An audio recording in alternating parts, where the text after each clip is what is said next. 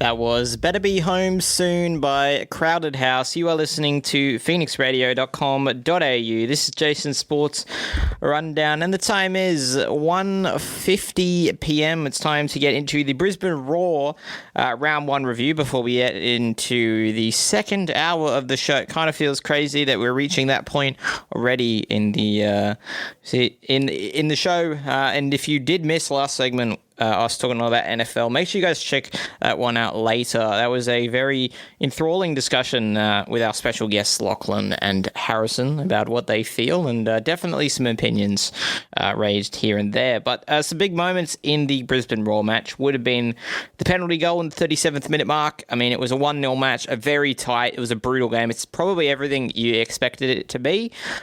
So nonetheless, definitely really exciting for that. Lots of fouls, an aggressive style of play from both sides. Very physical game too. I mean, you kind of expect it in the A-League. It does seem to have that type of presence to it, but it was even more than what you could probably expect. MacArthur finished with 64.4% possession, so they definitely had the favour of the possession, but maybe, I don't think in the final third executed probably as well as Brisbane did, particularly before in the 58th minute mark when they went down to 10 men, with Valkanis getting his second yellow card and being sent off.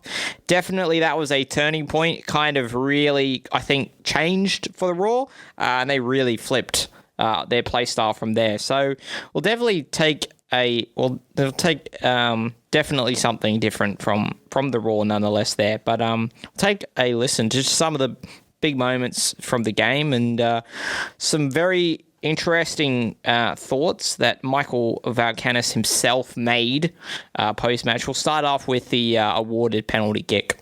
Now this is the cleverly worked set piece. Is that a handball? Adam Kersey points to the spot, and the veteran Luke Bratton has conceded a penalty kick.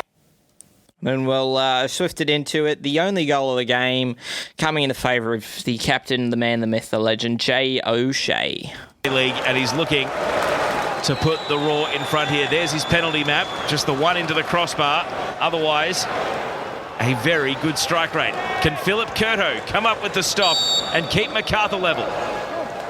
It's O'Shea for the Raw. And it's the Raw in front. Brisbane fans are smiling and jumping in the stands as Jay O'Shea gets the 25-26 season off to a perfect start. Brisbane 1, MacArthur 0. We'll now shift it to post-match. Very interesting, I think, to hear what Michael Valkanis said. I think he's somebody that I think a lot of you, really, the words that he speaks seems to speak huge volume, and he seems to have a really good insight. So he was firstly asked what he made of the match as a whole. It was always going to be a difficult task, especially that they're a team that are very good at getting crosses and long balls into the box, and they've got tall timber up front. So going down to 10 men sort of wrecked our plan B moving forwards, and we had to adjust very quickly. And I thought the team really dealt with the situation really well. And what they showed today is what we've been talking about, that over the last 3 or 4 months with 10, 11, 12 players, new players that have come into the squad with the existing players, you can see the togetherness and the willingness to fight for the vision that we believe in. So in the end, they've given everything, and that's what we ask, that every game they give everything and they find a way to win. And it was one of those situations today which becomes very difficult when you're playing football and you go down to 10 men, you're playing against a good team, that you've got to roll up the sleeves and fight it out and make sure we get the 3 points, because that's what football's about. Yeah, really, I think it speaks volume to the way the Raw are going to go about each and every game, and it really does show kind of a new life for Brisbane Raw. I think it's really exciting to hear. He was asked further about how he felt his defenders played, and a little bit also about how sometimes defenders get forgotten about. Even when Lucas came on as well, I thought, and the midfielders, they worked really hard to make sure that they stop as many balls possible getting into the box. But sometimes in this country we forget that defending is part of the game. And I've realised that in the curriculum we've long forgotten about developing defenders, and sometimes when you need to defend deep and defend the box and defend your area without conceding goals, I think it's part of football, and you win games being able to do that. And I thought we were quite good in the first half in terms of the plan that we had to be a little bit more direct to get them in behind, and then when we had to play, we played.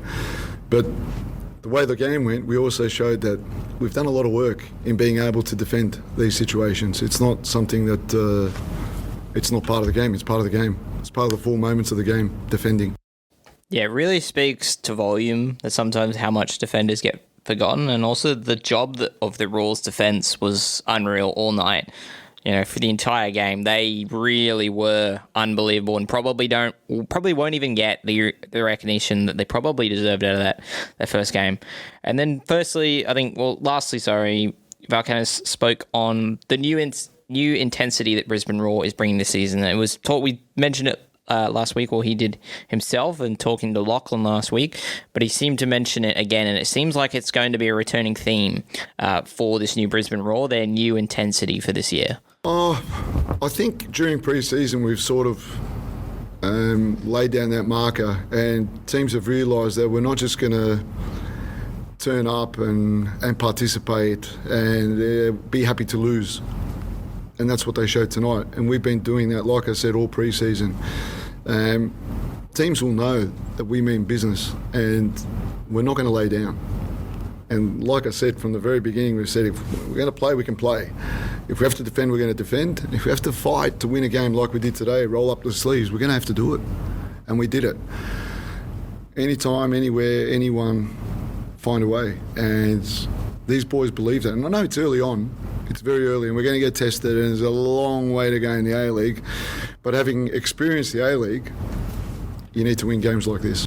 Yeah, Brisbane Roar's new intensity is something to be really excited about. And I think from everything I've seen online post-match, the belief in Brisbane Roar, I think, is definitely at one of its highest. I mean, I myself, was back there watching grand finals at Suncorp when they were winning, back in the old days, it feels like now a little bit, but it is crazy. And I think the belief of Brisbane Roar as a team, and that they can be the next team in what has been a hugely successful year for Queensland and Brisbane sporting teams, I think they could very well do and have a real good run at the A-League this year.